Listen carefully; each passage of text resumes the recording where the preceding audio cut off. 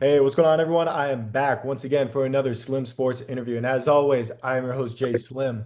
And joining me today is an absolute winner, definition of a winner throughout her career from FGCU to Northern Colorado and even coming over to UC Riverside, helping their program grab some big time wins throughout her entire career, making it to March Madness and all the while knocking down threes and locking down opponents on the defensive side of the ball every single night. Ladies and gentlemen, 5'8" guard from UC Riverside, Seneca Hackley. What's going on, Seneca? Hi, how are you? I'm doing great. Excited to get you back on. I had you on a couple years back after your, I believe, either going into or after your season with Northern Colorado, doing what you did there, helping them to the WNIT after helping FGCU to a bunch of March Madness appearances. And, you came over to UC Riverside. Congrats on wrapping up your collegiate career. If you have, I don't know how eligibility works anymore. You might have another couple years under your belt. I don't know. But I want fans, viewers to get to know your career so far, what you've been able to do in a quick segment that I like to call resume rundown, where I'm going to show off your resume, show off what you've been able to do. And I mentioned all of these postseason appearances three times with FGCU. You made it to the NCAA tournament. 2021, you guys made it to the tournament, lost in the round of 64. But then the next 2 years, you guys, as a mid-major program, went off, beat some of these Power Five opponents in 2022 and 2023 to advance to the round of 32. So absolutely incredible there. 2021, you were also named to the All ASUN freshman team, one of the top freshmen in that conference that year.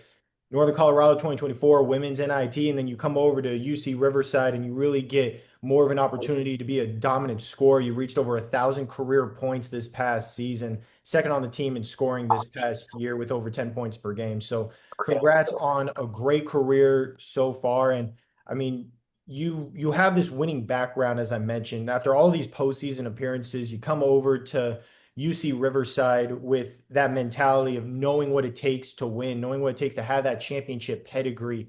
How would you say you use that experience to impact the Highlanders during your time there?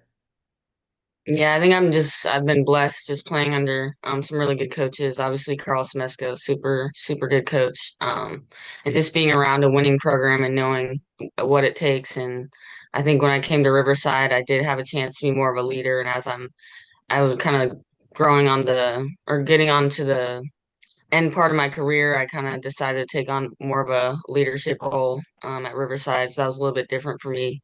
But yeah, just bringing in like that winning culture and just knowing what it takes to be able to do that and trying to share all the knowledge that I've gained through my 6 years as much as I can with my teammates there. So. Hey, there you go. Obviously, with the experience you had, you got to try to be a leader, try to help these younger players grow and develop. And you definitely took on that leadership role off the court and on the court as well. But on the court, I want to talk more about your role as far as stylistically in their system, what you were able to do. You were able to go off and put up career numbers for yourself, average 10 points per game, 3.7 rebounds, nearly 2 assists per game, almost 2 steals per game as well, doing what you did on the defensive side of the ball as well. And I mean, some of these games, you had 18 points, 5 rebounds against Gonzaga. Going against Utah, you had 19 points, 4 rebounds there. And then UC Santa Barbara, you had 20 points and 2 assists going against them as well, really able to find your stride. How would you say that Riverside was really able to utilize your skill set specifically to where you were able to go off and have probably the best 2 years of your career statistically? I think just playing more free. I think there's a lot of player development here. Especially I want to like shout out Coach Sean, my coach from last year. He really developed me as a player. I was working out with him like every single day. So I think just being in the gym and then just developing my game more and just also playing free. The system that we played in was kind of free. We were allowed to, show what we could do. So it was really easy for me to kind of develop my game in that sense where I was just playing freely and able to show what I could do. There you go. And I mean, you were able to help this team do what they did. You guys had a winning season a year ago in the 24-25 season. This year, I mean, you guys started the schedule off real tough. I know Arizona was on that schedule. I know you guys had a couple of other Power Five opponents and just really, really tough competition. I mentioned Utah and Gonzaga. Obviously, you played them as well. And you guys had a little bit of a losing streak there for a sec, but then you guys managed to start putting wins together more consistently once you got into Big West action. What would you say was the switch from non-conference to conference play to where you guys were able to kind of, flip that switch and say, all right, here we go, let's grab these wins? Yeah, I think I'm sure this was without no doubt. We played a lot of tough teams, but I think just coming like Arizona, we only lost by like 3 points. So just coming like that close to beating a good team like that, we're like, no, we're capable of really like being a good team this year. So once we got into conference, we just kind of locked in. We were like, okay, this is what we need to do. Let's just come together and figure out. We were still trying to figure out roles. We had quite a few new people on the team, so I think as we got starting into conference play, we kind of got more comfortable with each other and just knew what we could do. So Hey, there you go. And I mean, all throughout the season, whether it was non-conference or conference play, you were definitely knocking down some big time shots. And I went through Synergy, looked through all of these big time moments that you had, big time highlights. And some of these plays, I mean, you were just getting knocked to the ground and you somehow still managed to make these shots. And I'm going to talk about a few of them specifically in a segment that we didn't get to do last time I had you on, but we're going to do it this time around called Make That Play, where I went through Synergy and I put together what I feel like were your top three plays from this past season. But obviously, as you well know, I'm just a stats guy. I'm just a fan of the stands. You're the one on the court doing what you do best. So, what would you say was your best play this past season? mm, the one of the most exciting plays for me was in the Arizona game. We were down three in the fourth quarter, I think, with about 2 minutes left, and I got a kick out from one of my teammates, Bria, and then it was an open three, and I just pulled it and hit it to tie up the game with about a minute and a half left. So that was super, super exciting. Hey, yeah, the Arizona ones, I had a couple of those Arizona shots there in there for a while, but they ended up getting knocked down a little bit because some of these plays that you had, and you could put one of these Arizona plays at number three, and I'm going to start off at number three here because it was a deep three against UC Santa Barbara. I mean, you were a couple feet beyond the three-point line where you just sunk in that long-range three to help put Riverside ahead by six going against UC Santa Barbara and really helped put that game out of reach. Clutch moments, clutch shots. That's what you were able to have this past season. And another clutch moment that you had came against Gonzaga, third quarter buzzer beater, where fast break transition ended up catching the ball at the top of the wing and drove to the basket. Got off, kind of looked more like a hook shot with all the contact that they were putting on you. Somehow the ref didn't call a foul. Still don't know how that happened. But I mean, you ended up falling to the ground, still got that shot off and made it right before the third quarter buzzer, I should say. And at number one, a big and one going against Bakersfield, where you drove the entire length of the court pretty much, hit a nice little Euro step into contact, right off the bat, you're getting into that defender. You ended up getting that shot off and sunken in for the and one opportunity, went to the free throw line, obviously did what you did there. So great three plays right there. Obviously, the Arizona ones you could include there, and a whole lot more throughout the year. The UC Santa Barbara one wasn't the only deep three that you had on the year because you've developed that three-point shot so well. And this year overall, I mean, what was crazy was I saw that one of the key returners, I believe she was your leading scorer a year ago. She might have had an injury or something. She only played a couple of games this season.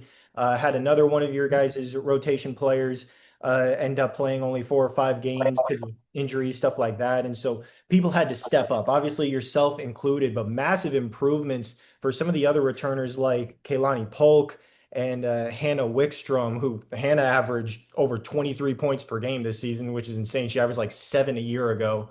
Talk to me real quick about this season for you guys dealing with those injuries, knowing that they're not going to be on the court and having yourself and these other players really begin to improve so much offensively. Yeah, it was hard at first. I mean, we really thought like this is gonna be a great team. Like we saw all the things coming together, and obviously even our coaching staff and just our whole team, like seeing them go down with injuries, it's always really hard, especially the season-ending ones. So we just kind of came together after that, and I think our mindset just shifted. We were like, no matter what happens, we're gonna have to figure it out. Like we can't just let this season go to waste. So I think everybody took it upon themselves to really develop their individual games, and then as a team, we just wanted to see what everybody was capable of, so we could kind of shape that into our game moving forward as a team. Yeah, and the scoring numbers overall this season improved by, I believe, about 4 or 5 points per game for the team than a year ago, able to put more points on the board. But obviously, I know your background from FGCU where you were a very talented defender before anything else. Coach Smesko, I remember, spoke very highly on your defensive capabilities, and you've always been able to carry that wherever you've gone while developing your offensive game. And this past season, it seemed like the defensive numbers kind of took a dip for UC Riverside a little bit to where obviously that's why you guys weren't able to have the same caliber season that you had a year ago. As somebody that has been very defensive minded, a very talented defensive presence throughout her entire career, what's your outtake on the defensive game that you guys had this past season? Um, I don't know, it was not like Aaliyah who had gotten injured. She was one of our top dogs defensively. She actually came transferred from Cal State Fullerton, and she was one of their best defenders. So it's hard like losing pieces like that. But I think just intensity wise, at some points it wasn't always fully there. Not having your full team behind you it can be tough sometimes. But yeah, we tried to bring the energy every night. It wasn't always there when we had you'll see in the games when we had good defensive games. We played some really good games. We were off defensively, not as much, but yeah, it was just a matter of getting consistent with it and getting it together. It wasn't always the best, but we knew when we were at our best defensively, it was gonna be a really good game. So. Yeah, and I mean overall on the season, while you guys did end up going 11 and 21 overall, eight of those wins did come in Big West Conference action, 8 and 12 in conference play. And you're absolutely right. When you guys had some of your better defensive games, big time wins there. UC Santa Barbara in regular season, 69-62 win there. Going against Hawaii, 65-58 win against the Rainbow Warriors. And then in the Big West tournament in the first round, you beat UC Santa Barbara again, 58-53. And I want to talk real quick about that game specifically. You obviously, as I've mentioned already, a lot of great winning experience in postseason action, whether it was the ASUN tournament, national tournament, whatever it might be. You guys go against UC Santa Barbara after splitting with them in the regular season. You guys win the first matchup, they win the second. I believe you guys won the road matchup and then lost at home. Talk to me real quick about that final matchup in the Big West tournament where obviously season's on the line. What really came out of UC Riverside in that game to continue their season? Yeah, I mean, I think just like thinking about how we had lost at home, and then not too long after we were gonna play them again, it was just like we just want to win. Like I don't we get them again, we get another opportunity, like we just want to win. And then just coming into the Big West tournament, we were ranked seventh, and we always like we had talked about it as a team, like we're kind of the underdog. They ranked us seventh, like we didn't have the best conference year, but we just know that we're better than what the numbers show. So coming in, yeah, we just wanted to win. I don't really know what else to like say. Like it was just the game started to get a little bit away from us towards I think in the third quarter, and we were just like, no, like guys, come on, like we got to bring it back, got to bring it back, and then we just kept fighting and ended up with the win at the end of the day. So. Hey, absolutely. Got to do whatever it takes to win. Obviously, you guys did that, got that win to advance in the Big West tournament. And you yourself, and like I mentioned before, this is your 6th year in the college ranks, I believe, three with FGCU, the one with Northern Colorado, and obviously the two with UC Riverside. So 6 years in the college ranks, you'll learn a lot. And I know I joked earlier, but I do believe that your collegiate career has come to an end. Talk to me real quick about your biggest takeaways from this journey. Obviously, being able to learn from a coach that's now coaching in the WNBA, one of the best teams in the WNBA with Carl Smesko and the Atlanta Dream. And then obviously being able to continue to develop and learn from all of these great coaches and great teammates.